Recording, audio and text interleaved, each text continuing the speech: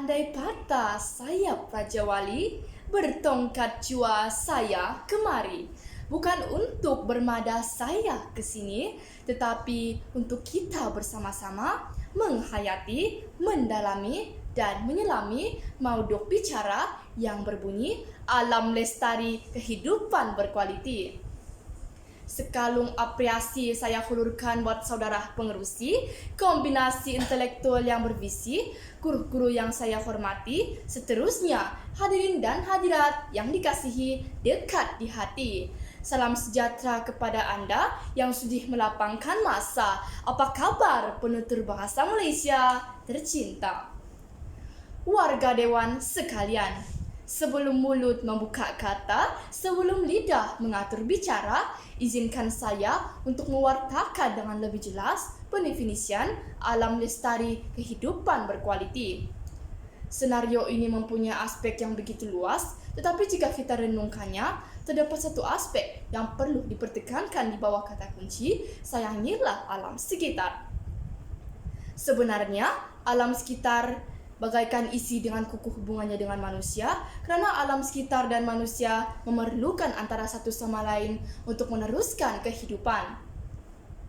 Hadirin hadirat sekalian, indikator saya yang pertama adalah kelestarian alam tanggung jawab bersama.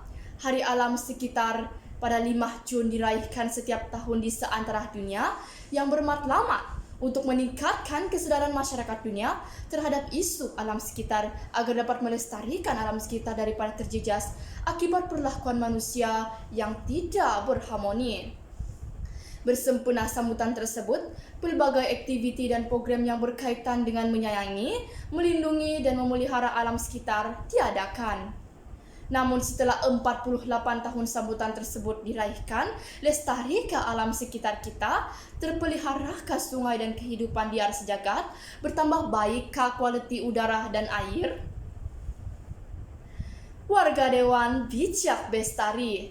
Indikator saya yang kedua ialah tiadanya plastik alam dilestari kehidupan berkualiti. Menurut UNEP, 50% plastik digunakan hanya sekali sahaja dan plastik ialah 10% daripada sisa yang dihasilkan.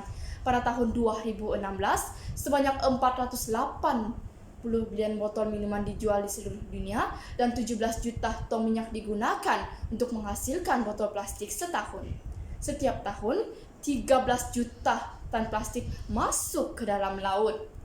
Kanada, Meksiko, Amerika Syarikat dan Eropah ialah pengeluar plastik dunia dan 39.9% plastik digunakan dalam pembungkusan.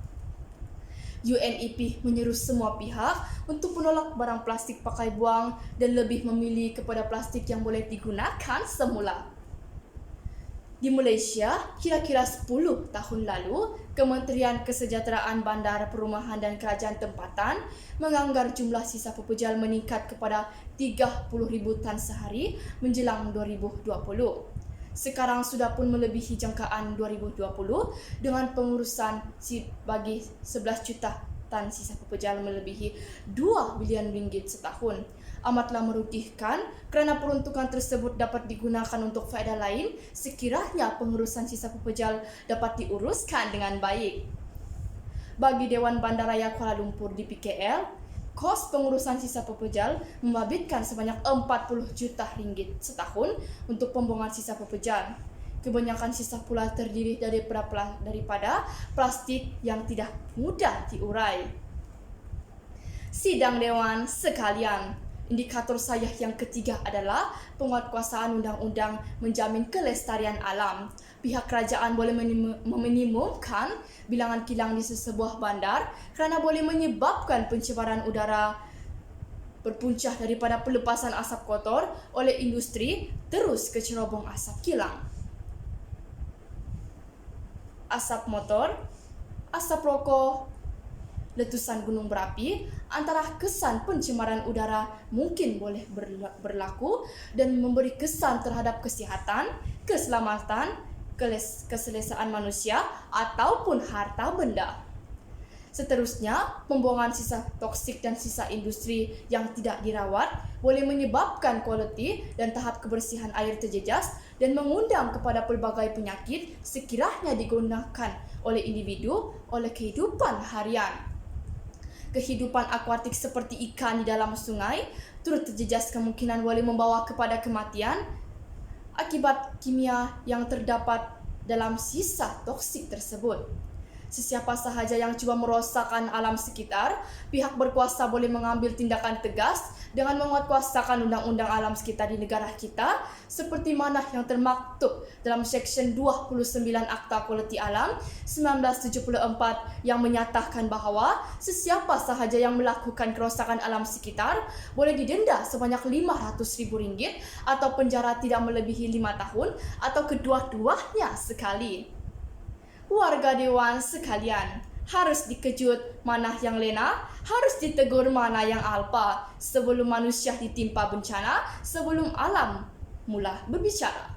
Oleh itu, bukalah mata seluas-luasnya dan sama-sama kita memulakan anjakan paradigma dengan menanamkan sifat cintakan alam sekitar. Ingatlah, alam cemerlang, hidup gemilang. Jadi Anda bayangkan andainya jika kita tidak menjaga alam sekitar di masa hadapan, adakah generasi pada masa itu mampu menikmati keindahan alam?